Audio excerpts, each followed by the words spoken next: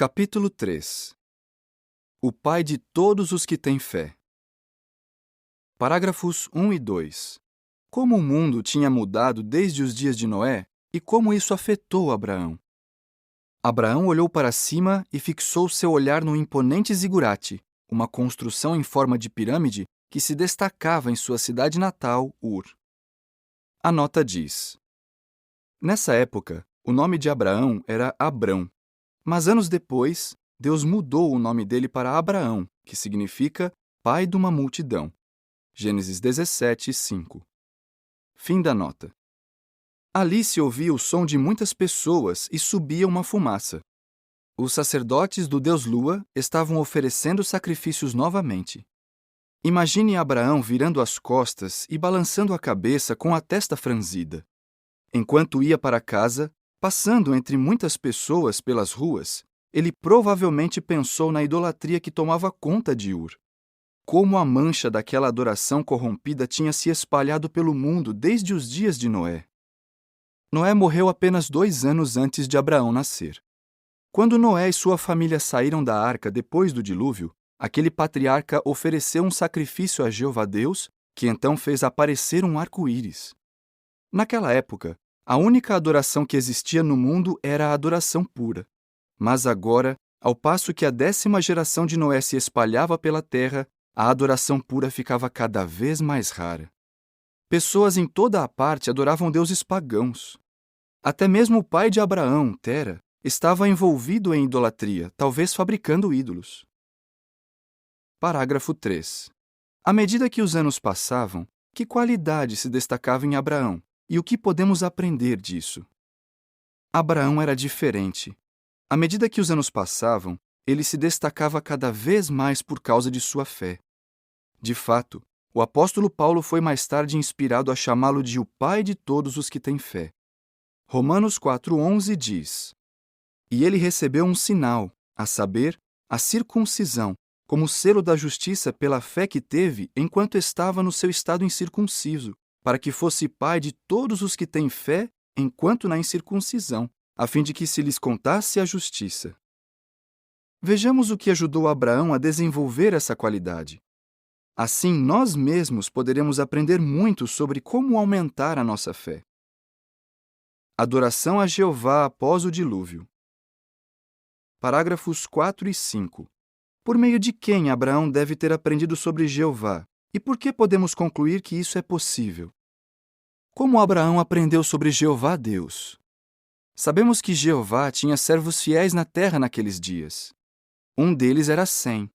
Embora não fosse o mais velho dos 3 filhos de Noé, em geral ele é mencionado primeiro, provavelmente por causa de sua notável fé. A nota diz: de modo similar, Abraão é muitas vezes mencionado primeiro entre os filhos de Tera, embora não fosse o mais velho. Fim da nota. Um tempo depois do dilúvio, Noé se referiu a Jeová como o Deus de Sem. Gênesis 9, 26. Sem tinha respeito por Jeová e pela adoração pura. Será que Abraão conhecia Sem? É provável. Quando era criança, Abraão deve ter ficado fascinado de saber que tinha um ancestral vivo que já havia presenciado mais de 400 anos de história humana. Sem tinha visto toda a maldade do mundo pré-diluviano, o grande dilúvio que tinha limpado a terra, a formação das primeiras nações à medida que a humanidade se multiplicava e a época sombria da rebelião de Nimrod na Torre de Babel. O fiel Sem não se envolveu naquela rebelião.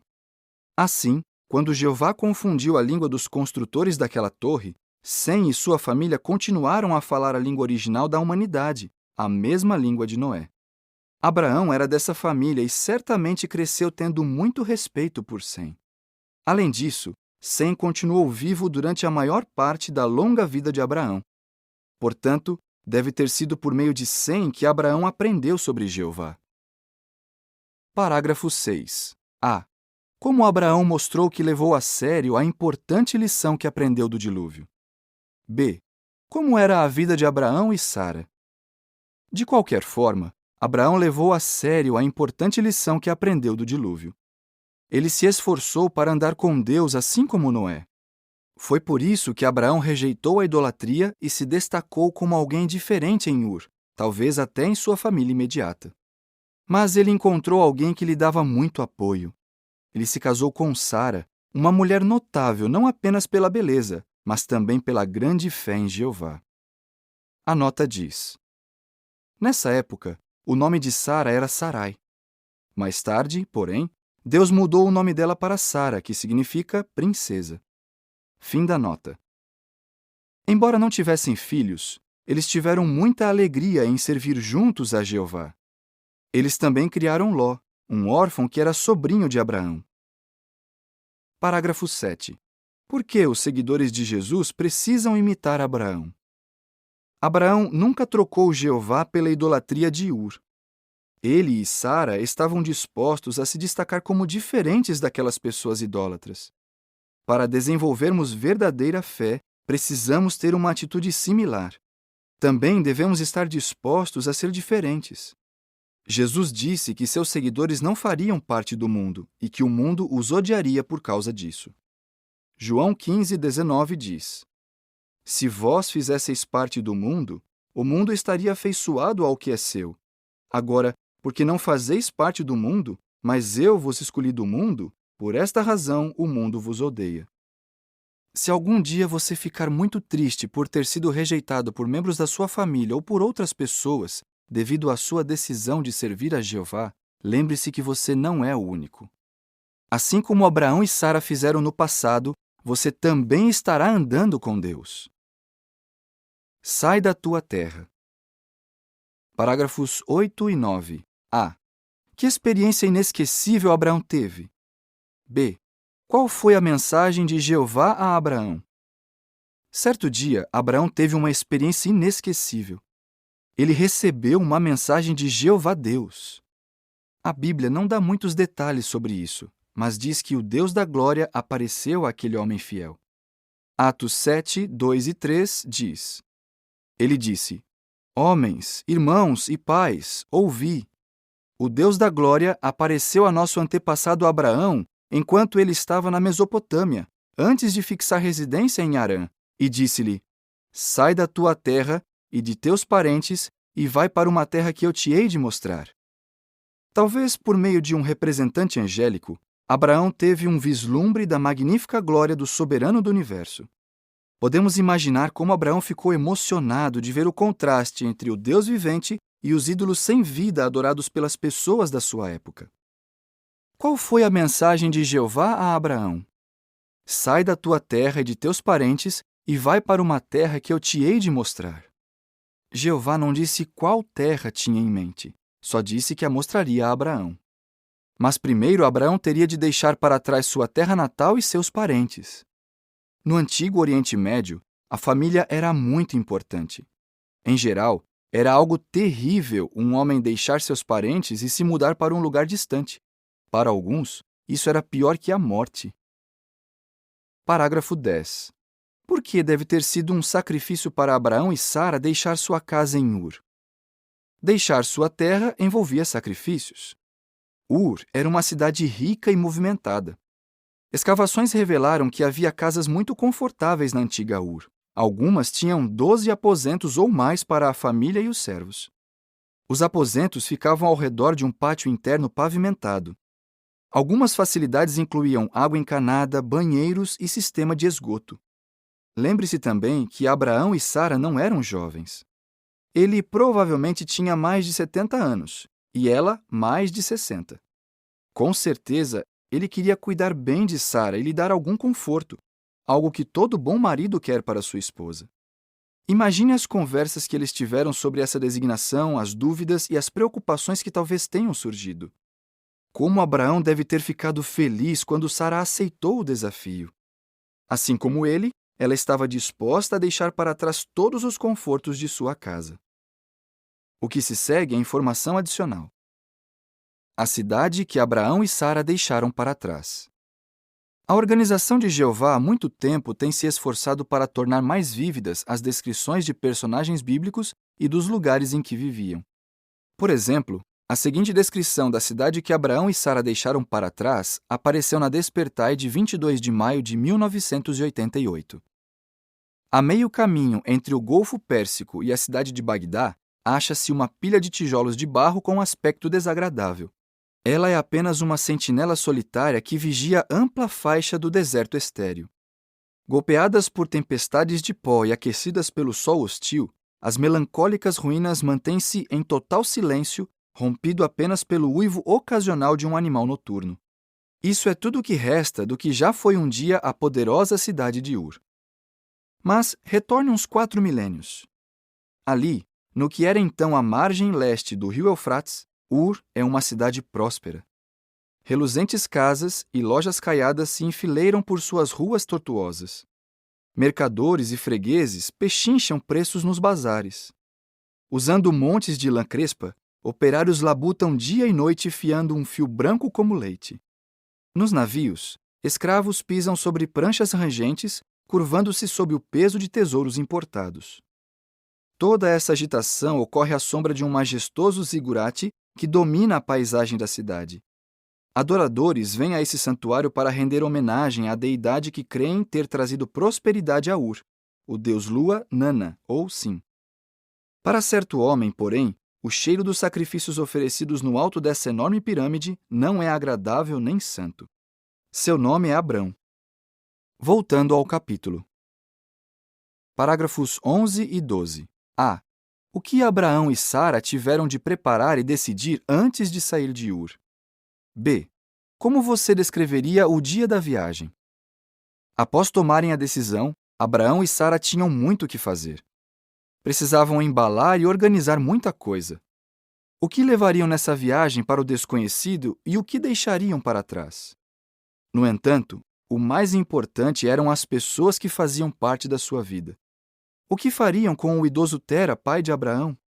Eles resolveram levá-lo e tomar conta dele.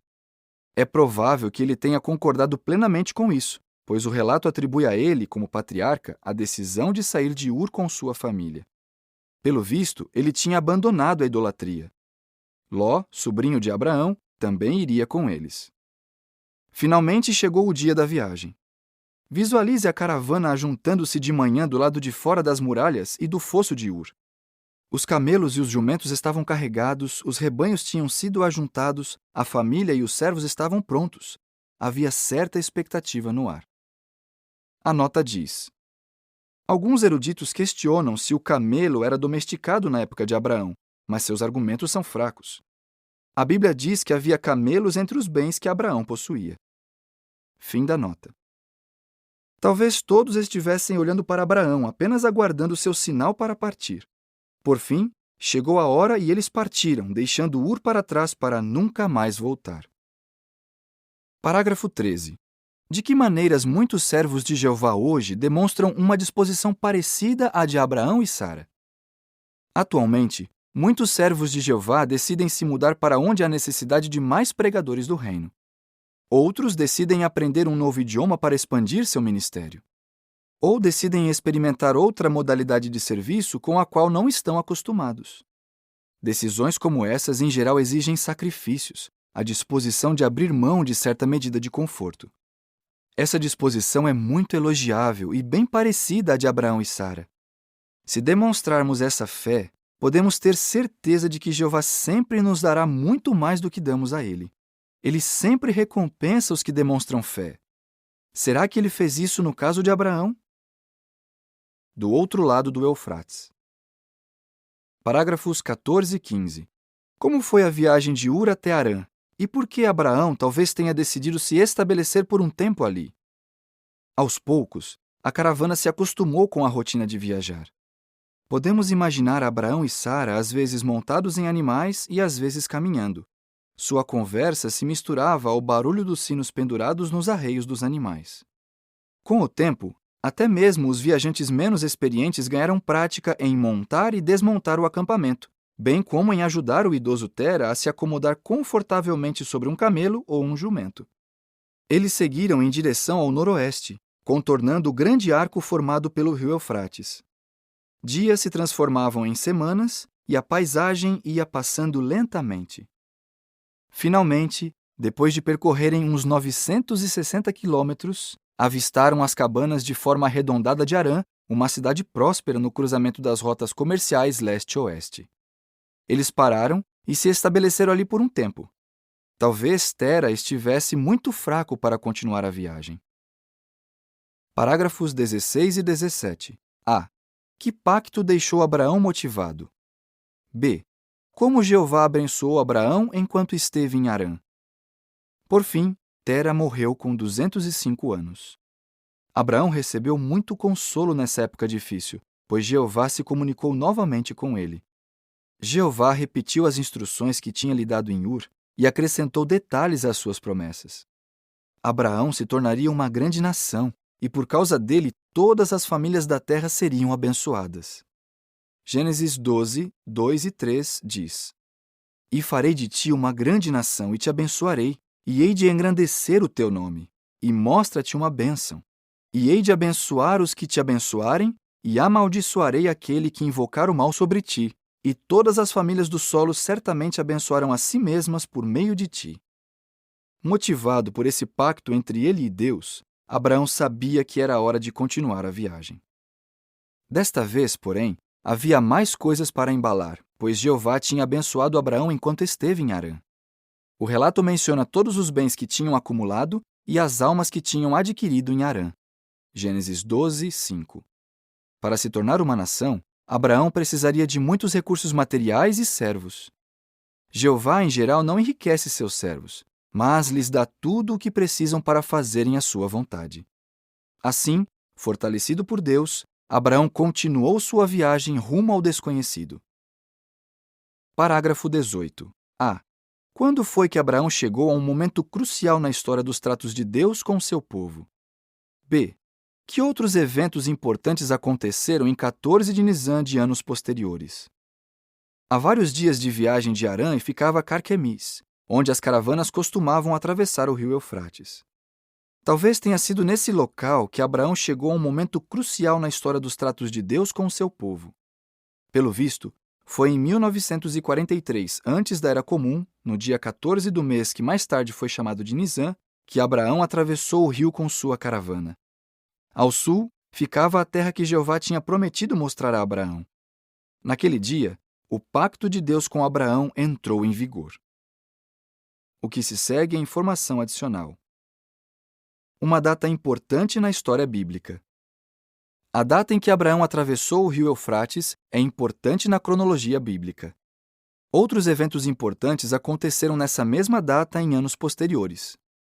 Exatamente 430 anos mais tarde, em 14 de Nisan de 1513 antes da Era Comum, Jeová libertou Israel da escravidão no Egito, de modo que eles puderam ir e tomar posse da terra que Deus tinha prometido a Abraão.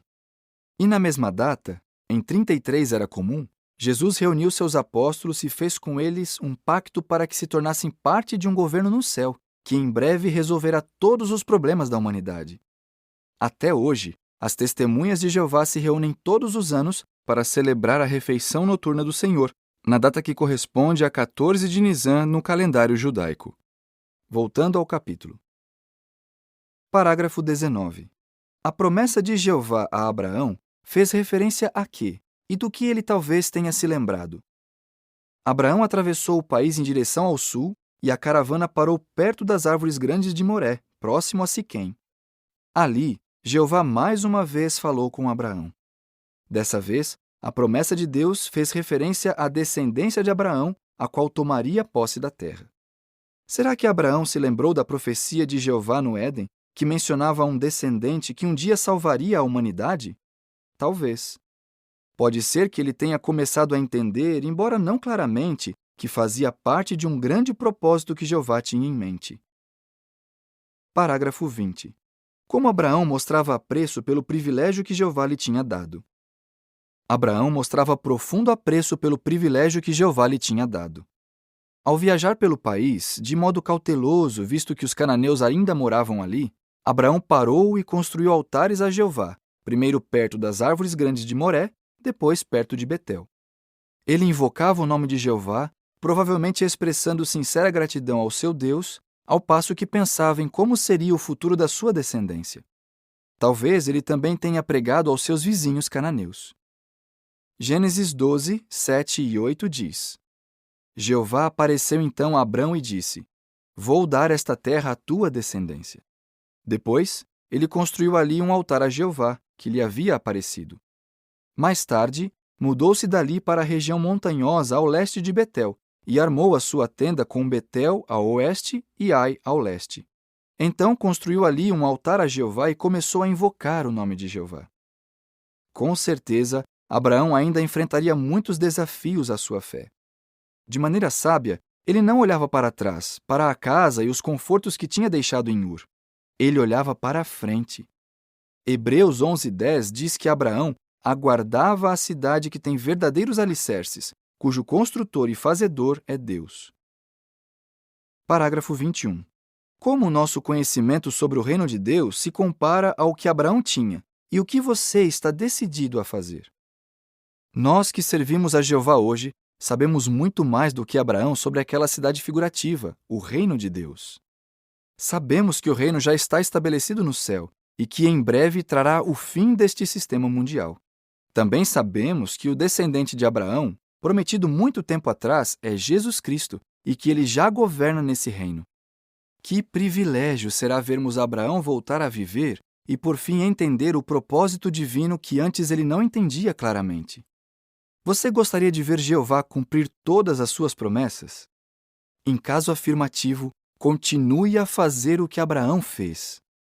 Esteja disposto a fazer sacrifícios, seja obediente e tenha profundo apreço pelos privilégios que Jeová lhe dá. Imite a fé de Abraão, o pai de todos os que têm fé, e ele, por assim dizer, também será o seu pai. Para você pensar, como Abraão demonstrou fé mesmo diante de idolatria?